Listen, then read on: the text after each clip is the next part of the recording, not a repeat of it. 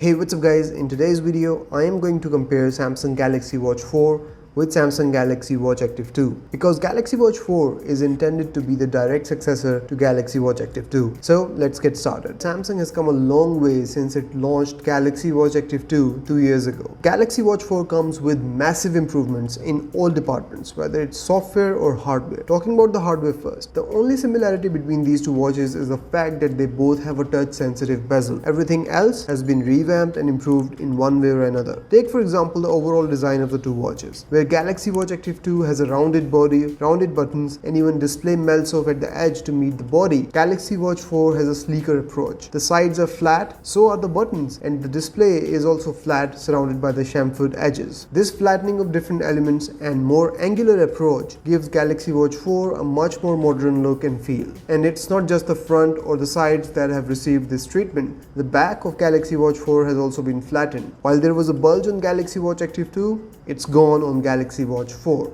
It's much more flat now. And this could be due to the new bioactive sensor that Samsung has used in Galaxy Watch 4, which I will talk about in detail later in this video. This also helps the watch to sit better on the wrist and provide a better fit. The touch-sensitive bezel on Galaxy Watch 4 was not as responsive and good as Galaxy Watch Active 2, but thankfully Samsung pushed the update that resolved the problem and brought the touch bezel on Galaxy Watch 4 at par with Galaxy Watch Active 2. Both the watches come in two versions, 40mm and 44mm, housing the same display sizes, 1.2 and 1.4 inches. But the screen resolution on Galaxy Watch 4 is much higher. Both the versions of Galaxy Watch Active 2 have a screen resolution of 360 by 360, but the 40mm version of Galaxy Watch 4 has a resolution of 396 by 396, and the 44mm version has a much higher 450 by 450 screen resolution. So displays on Galaxy Watch 4 are now crispier and better looking than before. And then there is the weight. Once again, both versions of Galaxy Watch 4 are lighter as compared to Galaxy Watch Active 2. Thankfully, both the watches share the same 20mm bands, so if you have invested in Galaxy Watch Active 2 bands,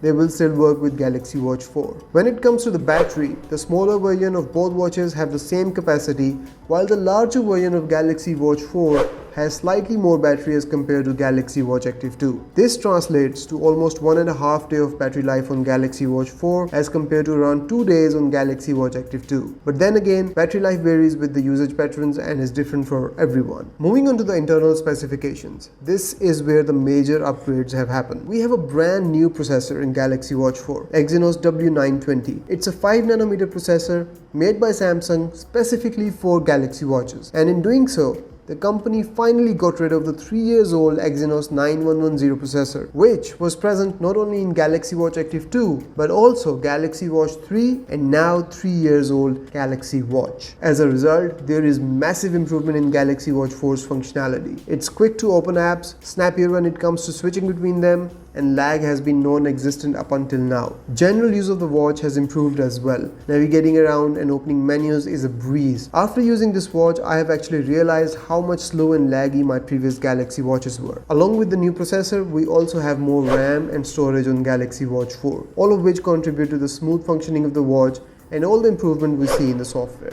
The biggest change, however, comes in the form of the new software. Galaxy Watch 4 is now running on Wear OS instead of Tizen OS. Now this brings many benefits along with some disadvantages. The good thing here is that even with Wear OS, Samsung has managed to keep the same look and feel of the software as their previous Galaxy watches, mainly by painting over it with their own One UI. So if you upgrade, you would not be alienated by Wear OS. Several aspects of the software are pretty similar to Tizen OS on Galaxy Watch Active 2. Things like quick settings panel, widgets, menus, how you access and manage your watch faces and widgets, it's all the same. However, the app drawer has been revamped, and now instead of the rotary view, we have a very Wear OS-like app drawer that can be accessed by swiping up from the watch face. You still connect Galaxy Watch to your phone with Galaxy Wear app, and the elements in the Wear app are also the same. Almost all aspects of the watch can be controlled from the Wear app. Samsung has even kept the watch faces from previous Galaxy watches that you can download from the watch face panel. And just like with every new Galaxy watch, there are a ton of new watch faces from Samsung pre-installed on the watch that you can enjoy. However, if you have invested in your watch faces on your Galaxy Watch Active 2, or for that matter any other previous Galaxy watch, with Galaxy Watch 4,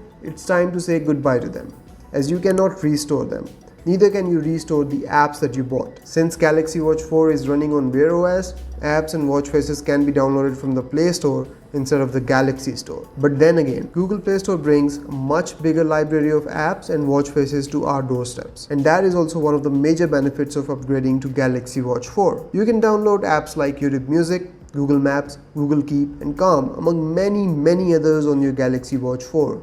Something that Galaxy Watch Active 2 and every other previous Galaxy Watch always lacked. When it comes to health and fitness, Galaxy Watch 4 is once again miles ahead of Galaxy Watch Active 2. It features Samsung's new Bioactive sensor, which boasts a more compact design and includes 3 sensors in one. This single chip runs 3 separate sensors, which include optical heart rate sensor, ECG sensor, and bioelectrical impedance analysis sensor. So now, along with ECG and blood pressure monitoring, Galaxy Watch 4 can also measure body composition and fat levels. And if that is not enough, there is snore detection on board as well.